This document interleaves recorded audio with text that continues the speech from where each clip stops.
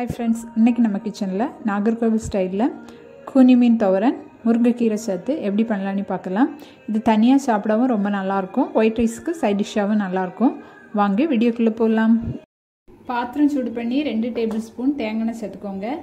தேங்காயில் இது பண்ணால் தான் நல்லாயிருக்கும், டேஸ்ட்டு ஃப்ளேவர். அப்படி தேங்காய் சேர்க்க இஷ்டம் இல்லைன்னா ரிஃபைண்ட் ஆயில் சேர்த்துக்கோங்க.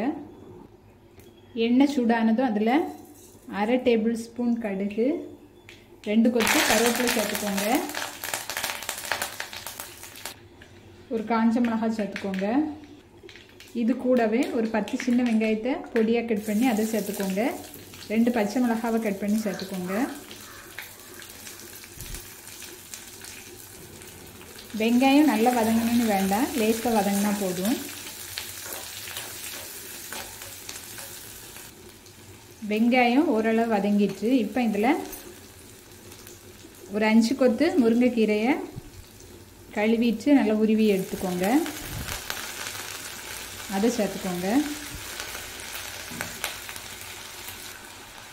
அந்த முருங்கைக்கீரையை அந்த எண்ணெயிலே ஒரு 2 நிமிஷம் நல்லா வதக்கிக்கோங்க. முருங்கைக்கீரையும் நல்லா வதக்கி விட்டாச்சு. இப்போ இதில் அது வேக அளவுக்கு தண்ணி சேர்த்து முருங்கைக்கீரையை வேக வச்சுக்கோங்க. ஒரு மிக்ஸி ஜாரில் 4 டேபிள் ஸ்பூன் துருவின தேங்காய் எடுத்துக்கோங்க. அதில் 3 பல் பூண்டை பொடியாக கட் பண்ணி சேர்த்துக்கோங்க. அது கூடவே ஒரு சின்ன வெங்காயத்தை பொடியாக கட் பண்ணி சேர்த்துக்கோங்க. 1/4 டீஸ்பூன் மஞ்சள் தூள், 1/4 டீஸ்பூன் ஜீரகம், 1/2 டேபிள் ஸ்பூன் மிளகாத்தூள் சேர்த்துட்டு தண்ணி சேர்க்காமல் குறப்பாக அரைச்சிக்கோங்க. இந்த மாதிரி அரைச்சி எடுத்துக்கோங்க. கூனி மீனை 4-5 தண்ணி நல்லா கழுவி எடுத்துக்கோங்க. அதில் மண் நிறைய இருக்கும். முருங்கைக்கீரை ஓரளவு வெந்துட்டு இப்போ இதில் கழுவி வச்சுருக்கிற கூனியை சேர்த்துக்கோங்க. இந்த கூனியையும் லேசாக வதக்கிக்கோங்க ஒரு நிமிஷம்.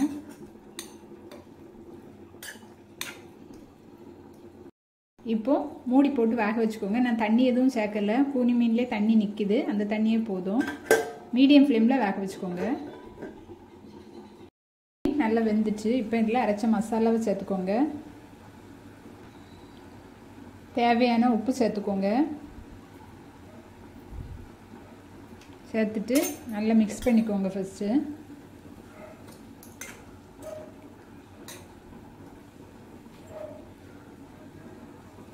ஃப்ளேமை நல்லா லோவாக வச்சுக்கோங்க. அந்த தண்ணி எதுவும் இல்லாமல் கொஞ்சம் ட்ரை ஆக வரைக்கும் ஒரு 4 நிமிஷம் வச்சு எடுத்துக்கோங்க. தண்ணியெல்லாம் நல்லா ட்ரை ஆகிட்டு உங்களுக்கு பார்த்தாலே தெரியும். கடைசியில் ஒரு 1/2 டேபிள் ஸ்பூன் தேங்காய் எண்ணெய் சேர்த்துட்டு மிக்ஸ் பண்ணிக்கோங்க. அதோட கூனி மீன் துவரன் சூப்பராக ரெடி ஆகிட்டு, நீங்களும் ட்ரை பண்ணிவிட்டு கமெண்ட் பண்ண மறக்காதீங்க. தேங்க்ஸ் ஃபார் வாட்சிங்.